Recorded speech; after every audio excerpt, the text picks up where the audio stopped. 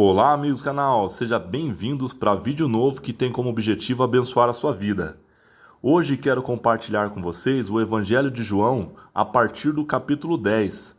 Para as pessoas que tinham dificuldade em entender as Escrituras Sagradas, criamos esse canal para que as pessoas aprendam de forma bem simples e alcance o entendimento e traga clareza ao seu coração a respeito do reino de Deus e quem foi Jesus Cristo, o que ele fazia, a questão de obras, como ele realizava os milagres, qual foi o objetivo do contexto histórico bíblico e a revelação do Cristo em você.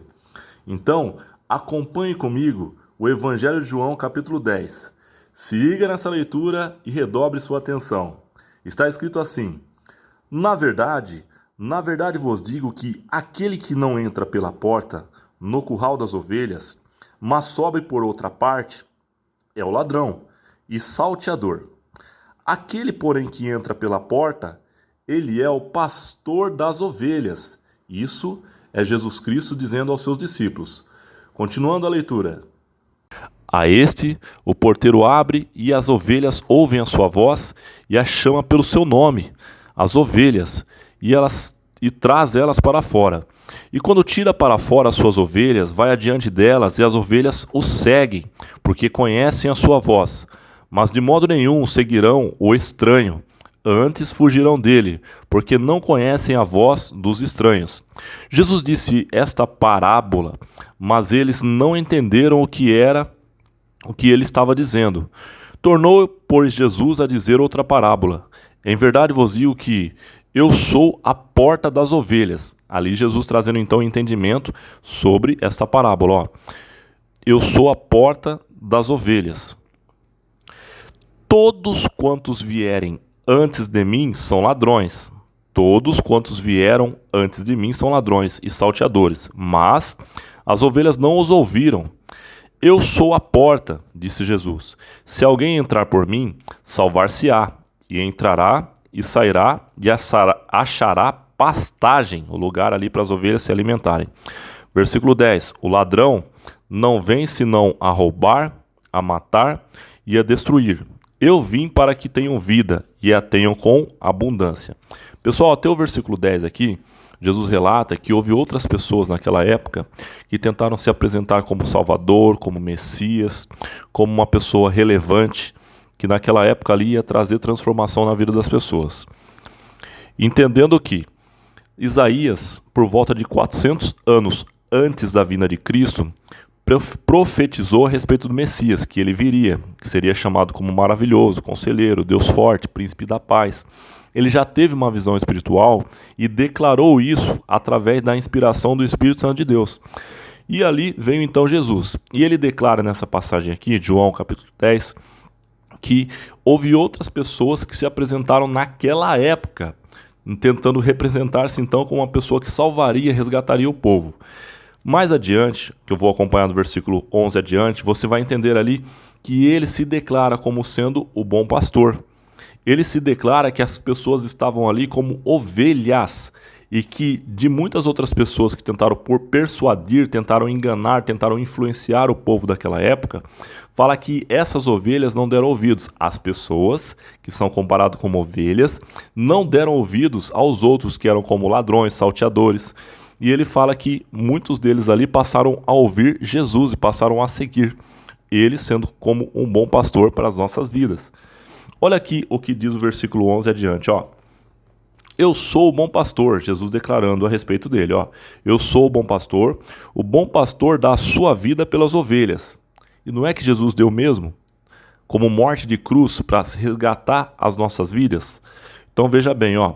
Ele fala aqui no versículo 11, eu sou o bom pastor dá a sua vida pelas ovelhas. Mas o mercenário, olha aqui, ó, mercenário é aquela pessoa que se vende por dinheiro, aquela pessoa que ela é comprada, né? Olha só, mas o mercenário que não é pastor, de quem não são as ovelhas, que as ovelhas não são deles, vem a vir a ser o lobo, quer dizer, aquela pessoa é tido como lobo, e deixa as ovelhas e foge. E o lobo as rebate e as dispersa. Nesse versículo 12 aqui, você vê muitos líderes espirituais, tanto no Brasil como em outros países, que enganam centenas. Então observa aqui o que diz em João capítulo 10, versículo 10. Ó, o ladrão não vem senão para roubar e matar e destruir. 3 funções tem um ladrão aqui, ó: matar, roubar e destruir. Mas eu vim para que tenham vida e vida com abundância, disse Jesus. Então, o ladrão aqui, ele refere-se na questão espiritual do diabo. O diabo não vem senão para matar, roubar e destruir, mas Jesus veio para que tenha vida e vida com abundância. E ele é como o resgatador, que ele veio para nos salvar. Olha o que diz o versículo 11 aqui, ó: eu sou o bom pastor dá a sua vida pelas ovelhas. Jesus, ele deu a sua vida na morte de cruz e ressuscitou. Entenda bem, aqui ele já estava falando das coisas futuras, ó. Mas o mercenário, o que é o mercenário? Aquela pessoa que se vende por valores financeiros. Ela se vende na questão assim, que ela faria qualquer coisa por dinheiro, poderia até matar uma pessoa, roubar uma pessoa, destruir a vida de uma pessoa.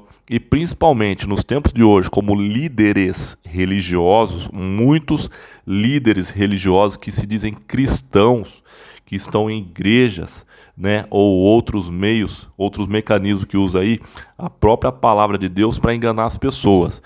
Tomem cuidado, que essas pessoas, ele é tido como lobos, como pele de ovelha. Toda vez que você ouve um líder religioso, né, que tem nomenclatura aí, dizendo que é tal pessoa religiosa, né, de tal igreja X, Y, ou enfim. Não quero citar o nome de igrejas aqui por ética, mas você vai entender. Você é uma pessoa inteligente. Toda vez que uma pessoa usar um púlpito para pregar a palavra, que a pessoa tem que dar o tudo dela para enganar as pessoas, não, se você não der o seu tudo, você não vai alcançar a sua bênção. Você tem que ter fé para dar o seu tudo, para receber o tudo de Deus. Nenhum momento na Bíblia você vê Jesus Cristo pregando dessa forma. Nenhum momento. Se você achar que na Bíblia, por favor, me corrija e fala: Júnior, você está errado. Desses 21 anos que você estuda a Escritura Sagrada, esses 21 anos que você se aprofunda em teologia, né? E você está totalmente equivocado.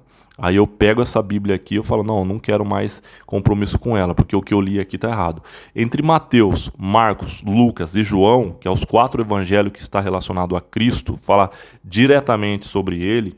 O que fala aqui? Que não era isso que ele queria.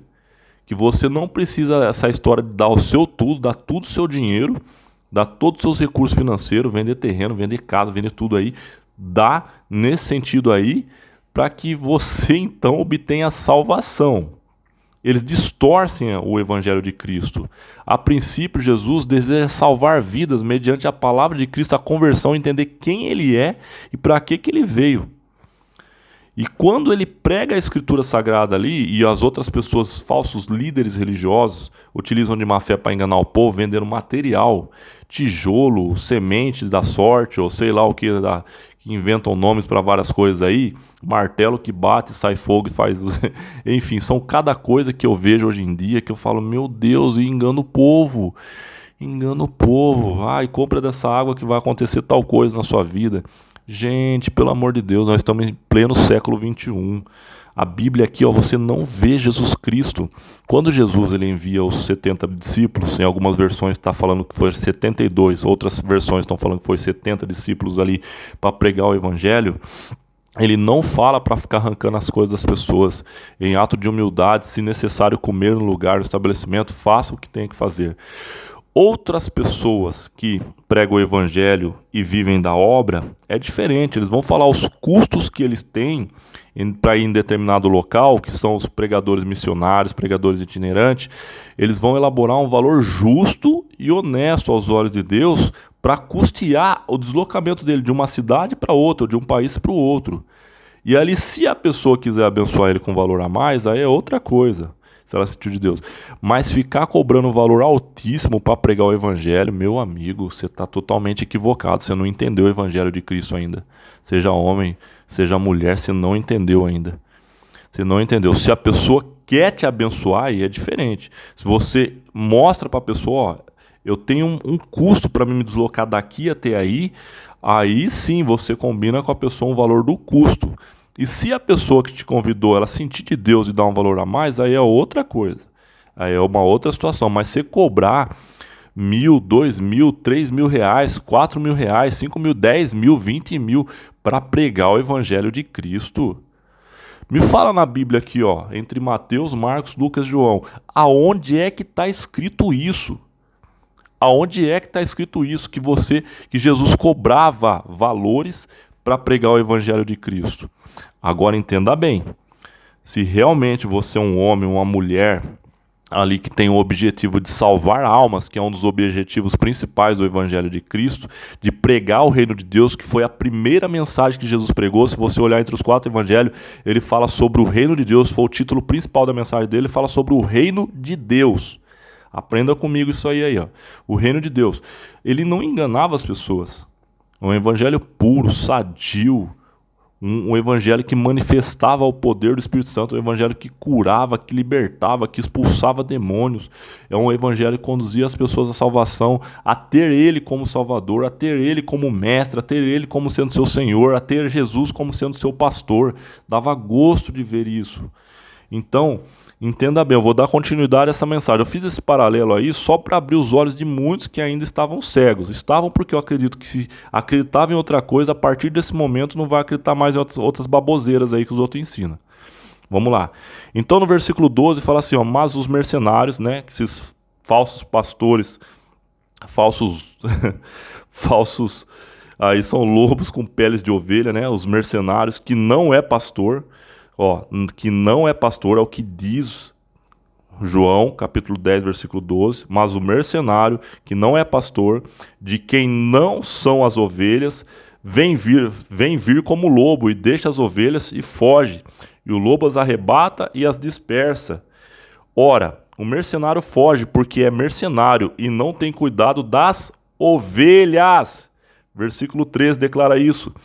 Versículo 14, eu sou o bom pastor e conheço as minhas ovelhas, e das minhas sou conhecido. Jesus falando, eu sou o bom pastor. Mas o que um bom pastor faz pelas ovelhas? Ele vai cuidar, vai dar uma pastagem boa, um alimento, água, vai tirar ali tudo aquilo que está tentando prejudicar as ovelhas.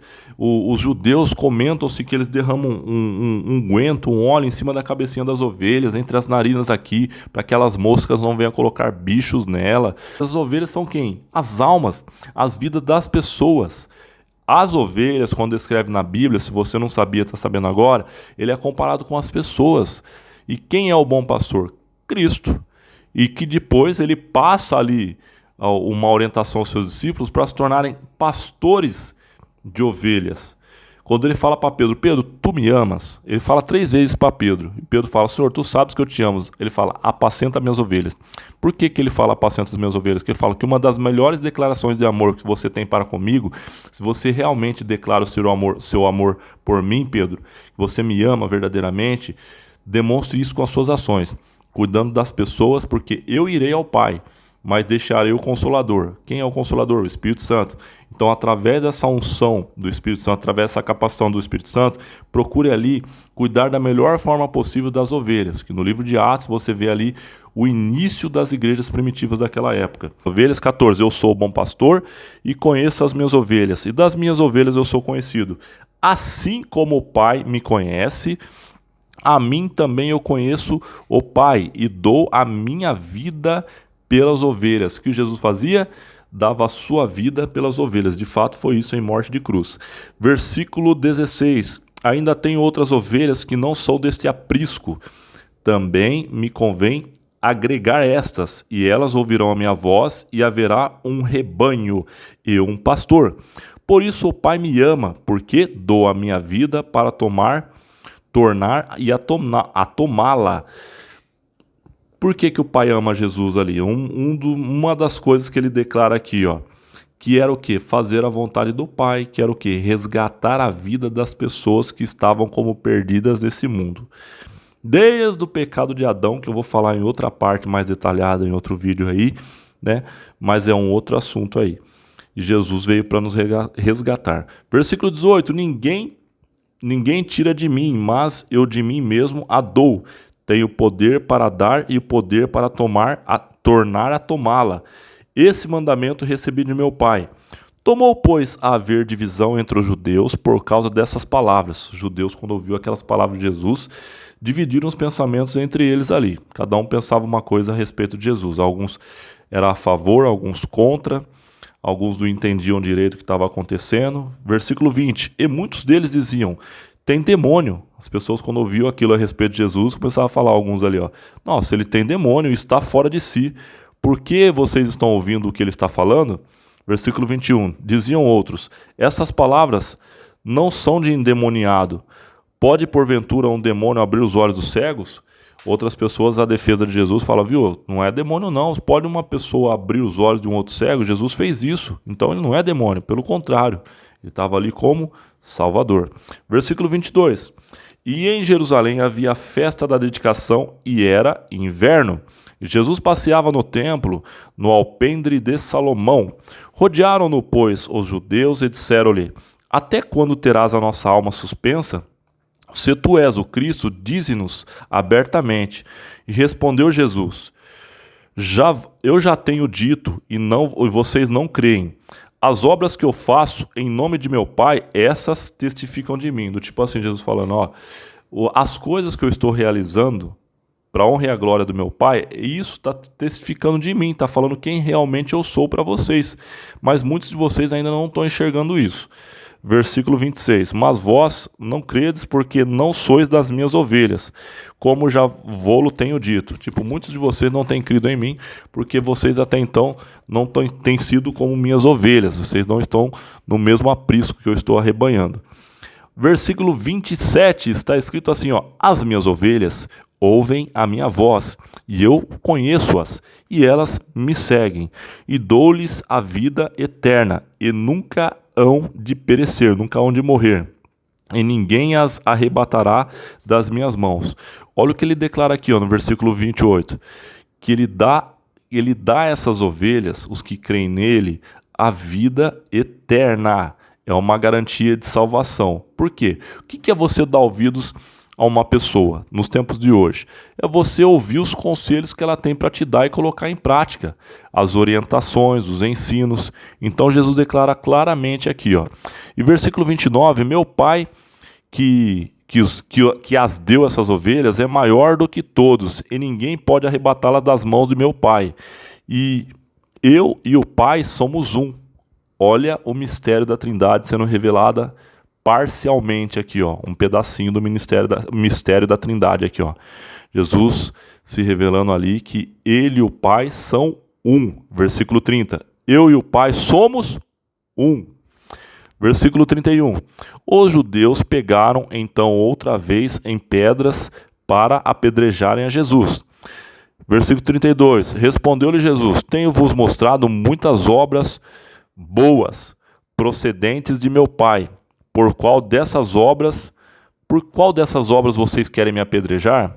Tipo assim, ó, eu tenho realizado milagres, tenho ensinado coisas boas referente às obras do meu Pai. Então, já que vocês estão pensando em me apedrejar, por qual motivo bom que vocês querem me apedrejar? Versículo 33. Os judeus responderam dizendo-lhe: não te apedrejamos por alguma boa obra que você fez, mas pela blasfêmia, porque, sendo você um homem, te fazes Deus a ti mesmo. Tipo, sendo você homem, você está declarando que é Deus, você diz que você mesmo é um Deus. Versículo 34, respondeu-lhe Jesus: não está escrito na vossa lei, eu disse, sois deuses? Tipo, não está escrito na vossa lei, na sua lei, no seu ensino, que era através de Moisés lá, que eu sou um Deus, que em nenhum momento ele declara explicitamente, tipo assim, ó, eu sou Deus, eu sou Jesus Deus. Ele fala de forma subjetiva, ele tenta mostrar para aquelas pessoas através das obras, através dos ensinos, através das parábolas. E aquelas pessoas que não estavam com Jesus, que tinham uma mente religiosa e cega para a revelação do Cristo, eles tentavam apedrejá-lo. Ó, versículo 34, respondeu Jesus: não está escrito a vossa lei. Versículo 35, ó, pois se a lei chamou deuses aqueles a quem a palavra de Deus foi dirigida, e a escritura não pode ser anulada, aquele a quem o Pai santificou e enviou ao mundo, vós dizeis, blasfemas, porque disse que eu sou o Filho de Deus? Se não faço as obras de meu Pai, não acrediteis? Tipo, se eu não estou fazendo as obras do meu Pai, vocês não estão acreditando? E ele estava realizando diversos milagres. Era mais de um motivo para eles acreditarem em Jesus, mas não estavam acreditando. Versículo 38. Mas se eu faço e vocês não creem em mim, vos credes nas obras para que conheçais e acreditais que o Pai está em mim e eu nele. Mas se eu tenho feito isso, seria assim, ó, mas se eu tenho realizado essas obras e vocês não creem em mim, vocês crerão então que conhecerão e acreditarão no Pai que está em mim? Tipo, aquilo que eu falo a respeito do meu Pai, vocês vão acreditar? Se mesmo realizando essas obras vocês não estão acreditando, como vocês vão acreditar? Versículo 39. Procuravam, pois, prendê-lo outra vez, mas se ele escapou de suas mãos e retirou-se outra vez para além do Jordão, para o lugar onde João tinha primeiramente batizado, e ali ficou. E retirou-se outra vez para além do Jordão, para o lugar onde João tinha primeiramente batizado, e ali ficou. Quando Jesus percebeu que mais uma vez eles iam tentar prender ele, ele desviou daquele local, daquelas pessoas que tentaram prender ele, e foi para o outro local que iniciou-se ali o batismo, onde João Batista tinha iniciado o batismo ali. Ele falou, vou ficar por ali que se tornaria algo mais seguro, que não era o momento ainda dele ser crucificado, ele sabia a hora, tinha muita coisa para fazer ainda, muita obra boa para realizar, muita gente para curar, para libertar, demônios para expulsar. Então ele falou assim, não é o meu momento, eu não vou permitir que eu seja aqui preso nesse momento. Ele foi para outro local. Versículo 41. E muitos iam ter com ele, e diziam, na verdade, João não fez sinal algum, mas tudo quanto João disse, deste era verdade. Tipo, João não tinha feito nenhum tipo de milagre realizado naquela época, por ele mesmo, curar pessoas. Mas tudo aquilo que João tinha falado ali, ó, ainda mais a respeito de Jesus, era verdade. Versículo 42, e muitos ali creram nele, muitas pessoas que estavam naquele local creram em Jesus. Quando falaram aqui creram nele, estava falando que eles creram em Jesus Cristo.